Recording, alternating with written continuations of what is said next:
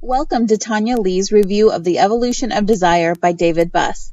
David Buss is a noted psychologist known for his studies into the sex differences in human mating. He earned a PhD at the University of California, Berkeley, and has taught at Harvard and the University of Michigan.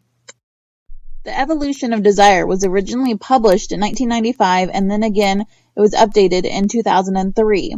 It's intended to teach an evolutionary basis of why and how we choose our mates. It's been used at college campuses all over the United States and for people who just want to learn more about evolutionary mating. Dr. Buss is currently a professor at the University of Texas in Austin. Reading this book, I like to think he fully supports the Keep Austin Weird movement, as some of his theories seem pretty weird. But are they? Let's find out. Dr. Buss spends much of the book comparing humans to animals, birds, and bugs and their mating mechanisms. We learn how they attract, keep, and leave their mates. Parallels are drawn between the evolutionary basis of why these creatures mate the way they do and why humans mate the way we do. As we learn in this class, the evolutionary premise comes down to, if we pick the right mate, we will survive. If we choose the wrong mate, we lose valuable resources and can possibly die. In today's modern days, the situation is not quite so dire, but Dr. Buss feels like even modern sexual strategies consist of unconscious ways to pick the right mate. When it comes to getting a partner, Buss explains the things men and women look for when choosing a mate. Women, as we've previously learned in class, have a lot at stake in choosing a mate. Choose wrong and you are stuck raising your offspring on your own without the help of your mate's resources. Because of this, the things women tend to look for are mostly resource-based. They want a mate who is generous, will commit, has good social status, a bit older than themselves, is ambitious, dependable, and stable. While all of these things can be drawn back to resources, there are also some other important components to finding a mate. Women look also for good health, a mate who is taller, has athletic ability, and can show love and kindness. Men, on the other hand, have fewer needs. Largely, they're looking for someone to produce healthy offspring with. Part of producing healthy offspring is looking healthy, so men tend to look for physical beauty like full lips, smooth skin, clean eyes, full hair, and good muscle tone. And of course, to produce healthy offspring, you must be young. Other things men look for are body shape, which varies by culture, complementary social status, chastity, and fidelity. Once you decide what you want in a mate, how do you even go about getting one? And will you get everything you want in a mate? Likely not. As in nature, competitors and prey are abound, and you must make concessions and strategies to even get a mate. Much like the male peacock who struts with his plumes fanned out to attract attention, men and women also use similar tactics to attract a mate. For men, they have to display those resources women are looking for. That means gifts, paying for dates, etc. Men also need to be willing to show signs of kindness to his potential mate. Women also like to see his physical prowess and confidence. And if he's willing to meet the parents and talk marriage, it signals to the woman, this one's a keeper. For women, as shallow as it sounds, they must try to look their best. If using makeup helps them to get a youthful, dewy look to their skin, then that's what they do. Women also need to show their potential mate love and kindness. Men also want to know their resources aren't in jeopardy. So if they choose a female mate, they want to make sure that she's faithful and loyal. Being chaste or the perception of being chaste is important. He doesn't want to think about her past conquests. Buss explains in the staying together stage, to reap the benefits of having a partner, they must retain their mate. Otherwise, all that attracting work was for naught, as you can face losing the stable home environment, kin networks, having a united front, etc. One of the things we do to keep a mate is to keep interlopers at bay.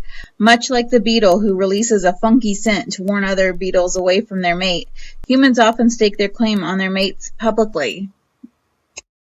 The psychological mechanism for keeping those pesky interlopers at bay often manifests itself in sexual jealousy, which Buss describes as an adaptive behavior to prevent infidelity. Another way we can keep a mate is by fulfilling the original preferences our mates had in the selection process. However, some things seem to get in the way of this. But in the end, we learn what we likely already know. It takes work to keep a mate. Buss examines what happens if you don't retain your mate. How does it happen? Oftentimes, it comes down to men and women simply looking for different things in a mate, and sometimes that simply does not mesh. If men and women don't mesh in what they want out of a mate, how are they expected to stay together? Not staying together happens roughly half the time. Much of that can be attributed to unconscious adaptations in mating. Men still want young women, and women still want resources. Unconsciously, both still look at other options as potential mates. If needs aren't met in categories of things both sexes are looking for, things happen. Things like infidelity, withholding sex or resources, etc. Any of it could lead to the end of the mating. And Buss theorizes to stay together, couples must remain faithful, produce children, have ample economic resources, be kind, generous, understanding, and not neglect the mate sexually. Now that you've got the gist of Buss's theories of how we adapt from our basic caveman, cavewoman needs in a mate to the more complex need we have today, it's time to examine some of the points I found most interesting.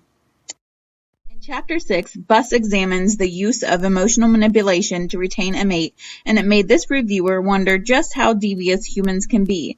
It's one thing for a bug to leave their genitalia in a female to effectively seal off interlopers. It's another to learn the lengths humans go to keep interlopers at bay. Buss theorizes when all the other things we can do to keep a mate interested aren't working, people take desperate measures. We've all heard about dependence, guilt trips, etc. But one aspect I found particularly interesting was submission and abatement. Submission, in terms of emotional manipulation, is going along with anything the other mate wants, and working to mold themselves into what they think their mate wants. And even though women are known as the submissive sex, the surprising thing was men are more apt to submit and abate themselves than women. Another manipulation is called concealment. Concealing keeps your mate away from the other potential mates. This can be anything from keeping a mate from their friends and family or monopolizing all their time. To keep your mate from finding another mate attractive, they can also use verbal denigration of a rival, making fun of them, making up rumors about their level of success, prowess, sexual partners, etc. Anything to make them look bad are used to convince a mate the rival is not worthy. It'd be nice to think we don't have to resort to some almost diabolical manipulations to keep our mates, but according to Buss, it sounds like desperate times can lead to desperate measures.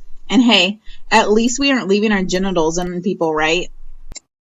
Some criticisms I had of this book and Buss's theories were, what about couples who don't want children? If men are looking for offspring, how do you explain the couples who marry and choose not to have children?